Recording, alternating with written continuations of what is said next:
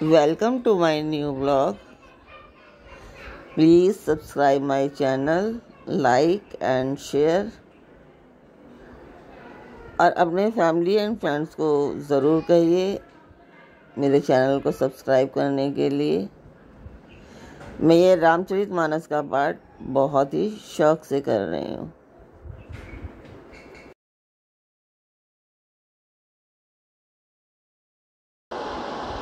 Welcome to my new blog. Please subscribe my channel, like and share. तो कल तक हमने जाना था कि शिव पार्वती का एक बेटा हुआ है जिसका नाम स्वामी कार्तिकेय है, और उसको देखकर शिवजी पार्वती बहुत प्रेम मुग्ध हो गए थे।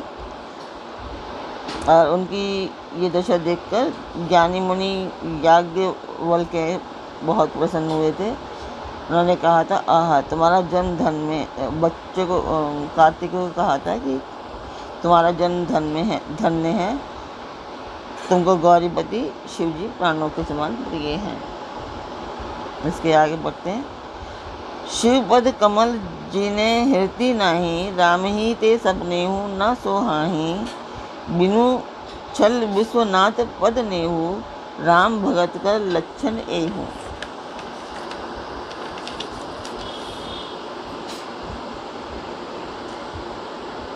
शिवजी के चरण कमलों में जिनके प्रीति नहीं है वे रामचंद्र जी को स्वप्न में भी अच्छे नहीं लगते। विश्वनाथ श्री शिवजी के चरणों में निष्कपट प्रेम होना यही राम भक्त का लक्षण है। शिव राम को रघुपति व्रतधारी, बिनु अग तजी सती असिनारी, मनु करी रघुपति भगति दिखाई, को शिव सम राम ही प्रिय भाई। शिवजी के समान रघुनाथ जी का व्रत धारण करने वाला कौन है? जिन्होंने बिना ही पाप के सती जैसी स्त्री को त्याग दिया और प्रतिज्ञा करके श्री रघुनाथ जी की भक्ति को दिखा दिया। हे भाई, श्री रामचंद्र जी की शिवजी के समान कौन प्यारा है? प्रथम ही मैं कही शिव चरित बूझा मर्मो तुम्हार, सुचि सेवक तुम्हें राम के रहित समस्त विकार। मैंने पहले ही शिव जी का चरित्र कहकर तुम्हारा वेद समझ लिया। तुम श्री रामचंद्र जी के पवित्र सेवक हो और समस्त दोषों से रहित हो। मैं जाना तुम्हार गुणशीला, कहूँ सुनहु अब रघुपत लीला। सुनु मुनि आजू समागम तोरे, कहीं न जाई जस सुखवन मोरे। मैंने तुम्हारा गुण और शील जान लिया। अब मैं श्री रघुनाथ जी की लीला कहता हूँ, सुनो। हे मुनि सुनो, आज तुम्हारे मिलने से मेरे मन में जो आनंद हुआ है वह कहाँ नहीं जा सकता।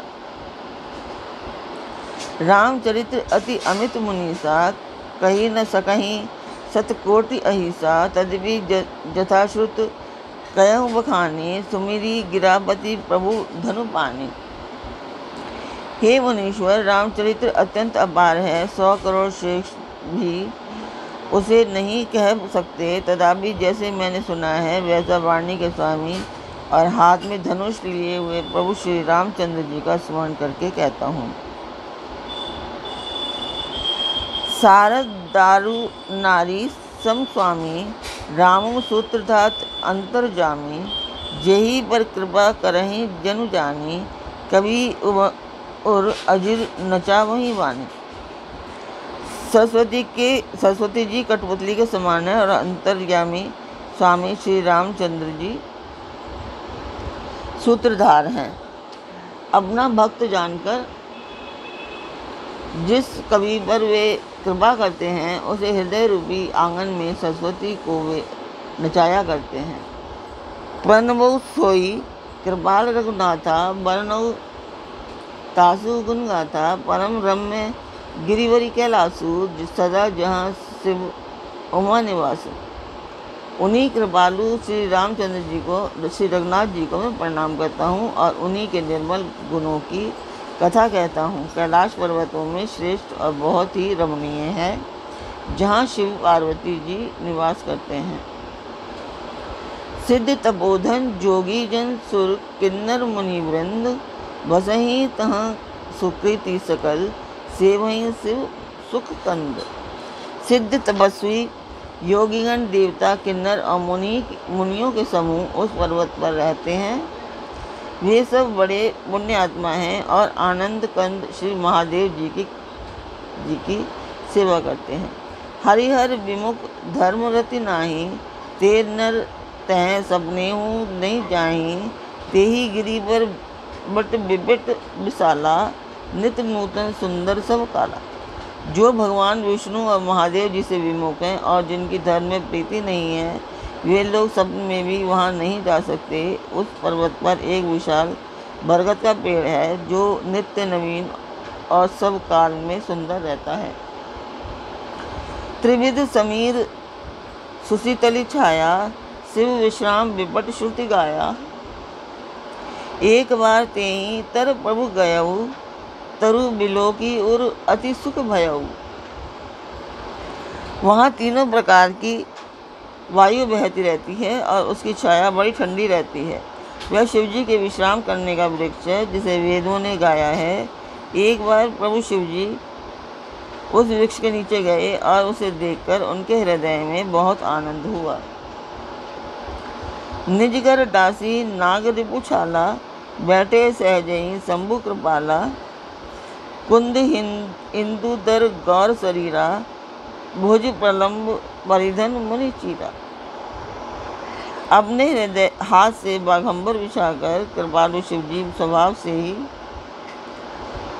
वहाँ बैठ गए। कुंद के पुष्प, चंद्रमा और शंख के समान उनका गौर शरीर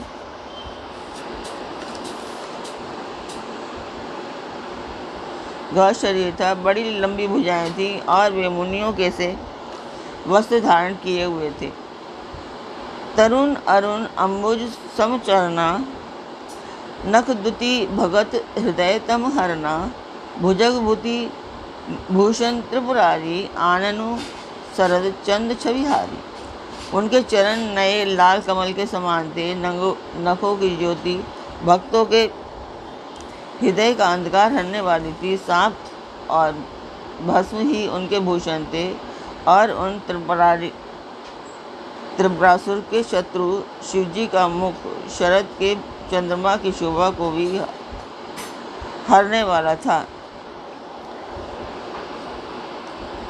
जटा मुकुट सुर सरित सिरलोचन, नलिन विशाल, नीलकंठ लावण्य निधि, सुह बाल विदु भाल। उनके सिर पर जटाओं का मुकुट और गंगा जी थी। कमल के समान बड़े बड़े नेत्र थे। उनका नीलकंठ था और वे सुंदरता के भंडार थे। उनके मस्तक पर द्वितीय का चंद्रमा शोभित था। बैठे सो काम रिपु कैसे, धरे शरीर शांत रसु जैसे। पार्वती भल अवसरु जानी, गई शंभु पई मातु भवानी।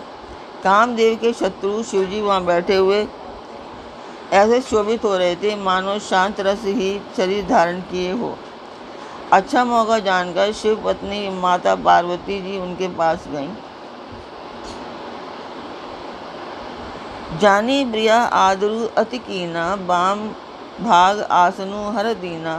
बैठे शिव समीप हर्षाई, पूर्व जन्म कथा चित आई। अपनी प्यारी पत्नी जानकर शिवजी ने उनका बहुत आदर सत्कार किया और अपनी बाईं ओर बैठने के लिए आसन दिया। पार्वती जी प्रसन्न होकर शिवजी के पास बैठ गईं और पिछले जन्म की कथा स्मरण हो आई।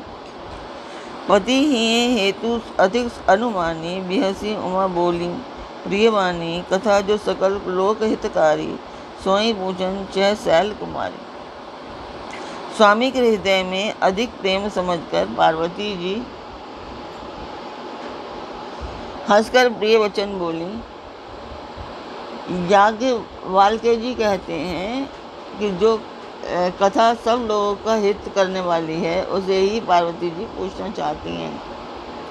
विश्वनाथ मम नाथ पुरारी, त्रिभुवन महिमा विदित तुम्हारी। चर अरु अचर नाग नर देवा, सकल करही पद पंकज सेवा। हे संसार के स्वामी, हे मेरे प्राणनाथ, हे त्रिपुरासुर का वध करने वाले आपकी महिमा तीनों लोकों में विख्यात है। चर अचर नाग मनुष्य और देवता आप सभी आपके चरण कमलों की सेवा करते हैं।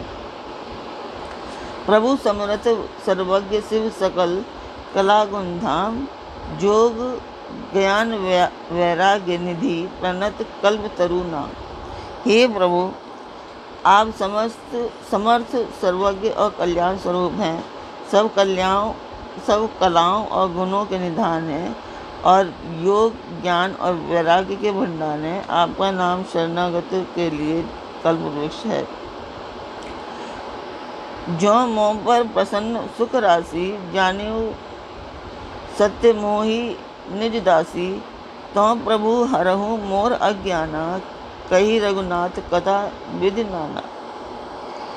हे सुख के राशि, यदि आप मुझ पर प्रसन्न हैं और सचमुच मुझे अपनी दासी